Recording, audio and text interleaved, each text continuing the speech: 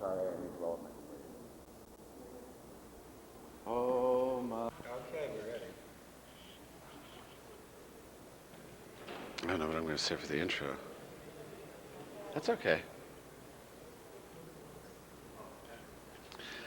Good evening. I'm sitting here with our newest member of the steering committee, I believe, one of two new members of the steering committee, and also an associate on the Gay Catholic Hour, a behind-the-scenes fellow, Nick Calamusa. How you doing, Nick? Okay, Will. Did you have a good Christmas? Wonderful Christmas. How's it going on the steering committee? How do you like being there? I think that there's very much of an air of cooperation among the steering committee members, and I think having a smaller number of people is almost a blessing, because I think we're able to get a lot more done and get down to the real nitty-gritty rather than arguing over small issues. Well, then what's the point of a steering committee? Wait a second. How many of y'all are there this year? There's 6 of us. 6 of you. Okay. And in the past there have been 9. That's right. And so this is more manageable? I think so. Although I haven't had experience on previous steering committees, but gossip has it Yes. that that it was very draining on people. And We've I haven't had our experienced moments. that yet. Well, are there any major single genre of issues at stake right now? Like when we've had arguments in the past on the steering committee, and it is true, there have been a few good ones, there were issues at stake. Are there any major issues in particular that you all are dealing with this year? I think we're dealing with more of trying to define a vision for dignity and moving it towards a faith community, rather than an organization of gay and lesbian Catholics. And I very, very much believe in beginning to move dignity to more of a concept of a faith community, which really is what dignity has turned out to be. Right. I mean, one of the things that John McNeil was talking about when we started out, they didn't want to know too much about what we would be. They wanted everyone to get together and see where it went, according to, as they put it, the Holy Spirit, which means whatever happens. So now you see it more as a faith community. And what about you personally? What do you want to see more of? Well, I'd like to see more of an outreach to the gay and lesbian community. I think it's often very comfortable for people who are friends with each other to gather for weekly liturgies, etc. And that's very, very much a part of what a faith community is. Right. But I think another part of it is to do outreach and to be more visible in the gay and lesbian community, to do more evangelizing, etc. Okay, let me ask you about that. Okay, there's a couple things going on. Now, many of our viewers are gay and have belonged to various gay organizations, and every one of them says that we need to do outreach. And what does that really, really mean? And I want plain English, not Politico speak. Mm-hmm.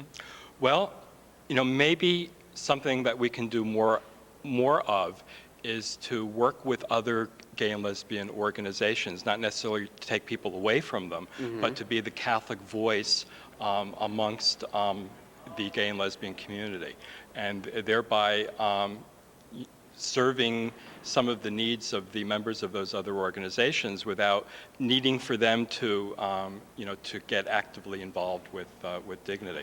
Are you talking about other religious gay organizations, or both religious and non-religious? Mm-hmm. Now, we do some of that already, so you'd say you'd like to see more, or perhaps a systematic approach? Yeah, I also would like to see us have a larger worship space so that we could attract, more people to our weekly liturgies. I'd like to see Too bad though, because this place is awfully pretty, and I'm real used to it. Yeah. It's lovely. But a little limiting to us in terms of evangelizing. I'd also like to see more, more of an outreach to Latino gay and lesbian Catholics. Well, you found the right guy for that one. A mí me gustaría mucho. Okay. Now, when you say evangelizing, I'm sure a few of our viewers out there just had minor heart attacks when they heard that. Now, are you envisioning that we're marching up 8th Avenue with crosses, throwing holy water on Big Cup? What do you envision, what do you mean by evangelizing? That's a word that might mean different things to different people. What do you mean by it? What I mean is helping gay and lesbian Catholics to reconcile their spirituality with being gay and lesbian. And often the word sounds like it's coming from the religious right. Right, televangelist. That's what people. Televangelist. That's what I want people not to hear out there. Okay, Nick is not a televangelist. I'm on the border, but okay.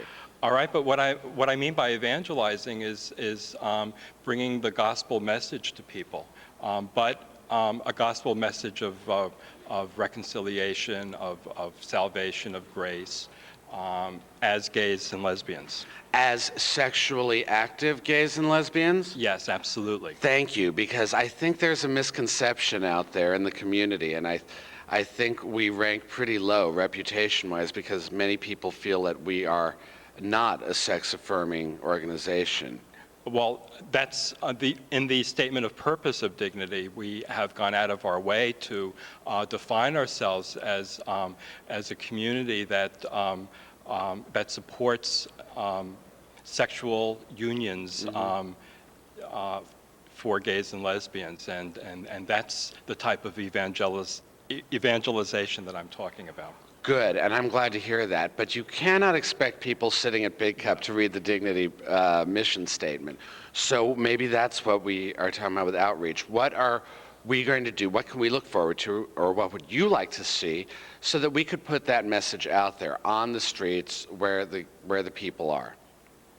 Well, I think this, of course, is a first attempt. Right. But oh, right, we're doing it. Give me a minute. Okay. Stop. Repeat that question again. Okay, sure. Think from that. Now wait, I have to remember what the question was. Oh, what are we going to do to let people know who we really are? Who we really are. I think that's an all-day steering committee function. Okay. Then why don't you just say that? But it's good to know that that's the goal.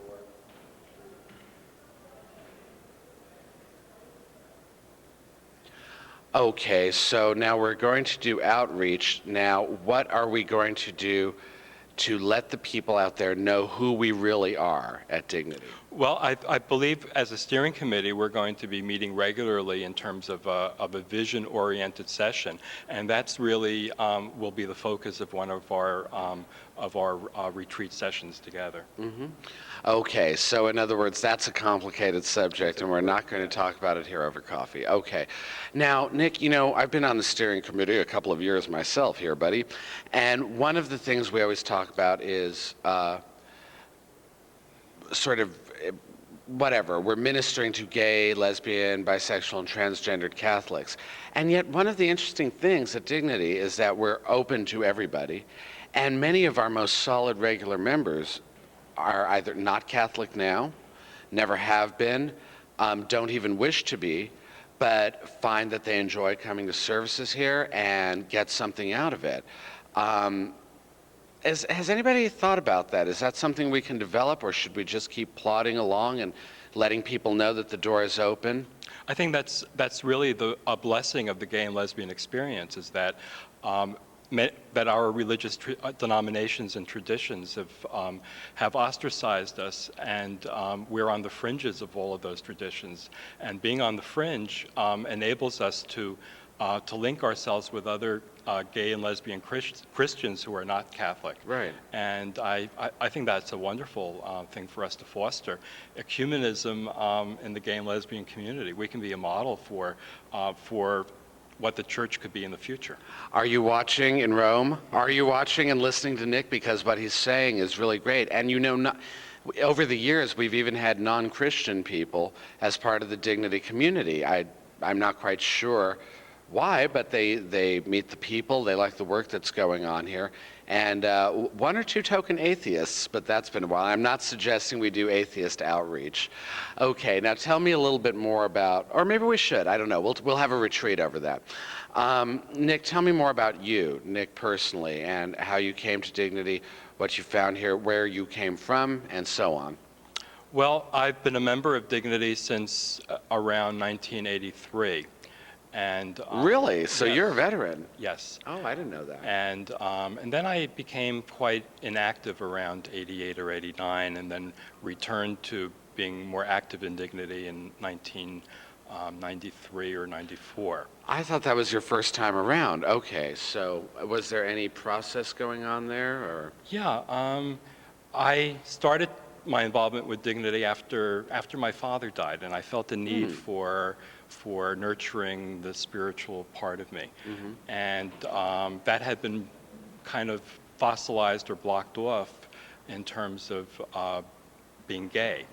So that was why I came to Dignity at that time. Well, let me ask you about that. At that time, when you started coming to Dignity and you had a spiritual reflection, an identity time of questioning who you were, and your father died, and it was a major thing, were you involved in a parish, in a Catholic parish? Were you attending services, or had you just put all of that on the shelf? No, I for the most part, I put it on the shelf, but I would go from time to time, but I Right. never was really active in a parish. Yeah. Okay. So how did you decide to show up here? In other words, what told you, gee, I'm kind of confused, I'll go to Dignity? Well, I had a lot of priest friends, and Dignity came up from time to time, and I actually searched it out and found out where it was located. It was at St. Francis Xavier at that time. Oh, lo, those many years ago, yes. And I just showed up one evening at at a Dignity liturgy, and I think the reason I came back was the largeness of the space, and that's why I kept on, I mentioned that earlier, the need for a large space, because I walked into a space where I could feel comfortable. Had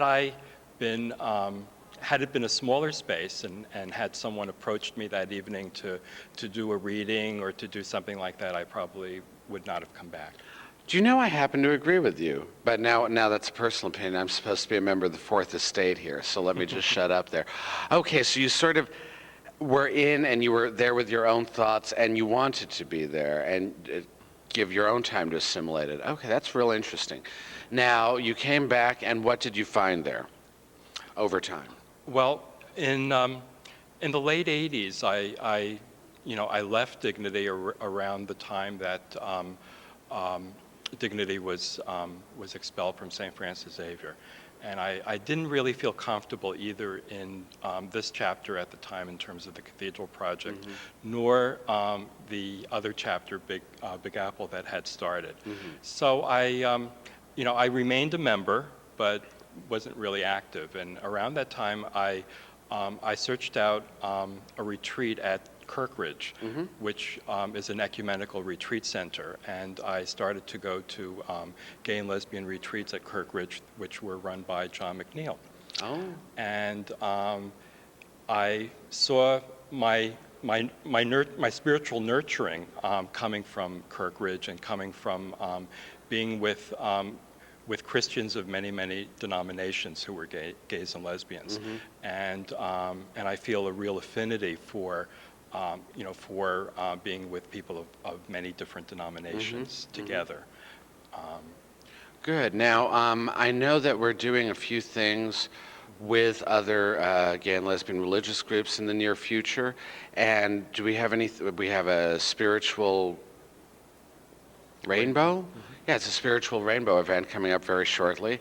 In fact, probably very shortly before this show is on TV. So we'll check the dates on that. I'll leave that one to Chris and Kathy. And is there anything else we can look forward to? I'd love to see a joint worship service with other gay and lesbian religious organizations, like a multi-denominational. But Dignity has participated in some organized by others, but what did you have in mind?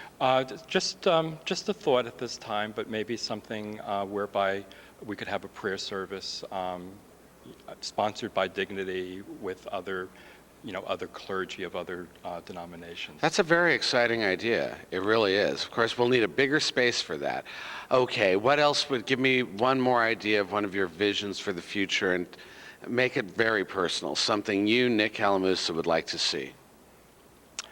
Well, since I'm involved in the Hispanic community in terms of my job, I really would like to see more, more outreach and more inclusion of Spanish in our weekly liturgies. Well, I'm all for that. And I heard an announcement to that effect of a project coming up tonight. Do you know anything about that? Yeah, Charlie McCarran's starting an outreach in Queens, his Latino outreach to the gay and lesbian community in Queens. So we'll be hearing a lot more about that. That sounds really exciting, and perhaps the next time we speak, it'll be done in Castellano, and I think that would be very exciting. Maybe we'll do a whole show in it. Muy bien. Muy bien. Okay, Nick, all the best and good luck. Thanks for sharing your thoughts. Thank you.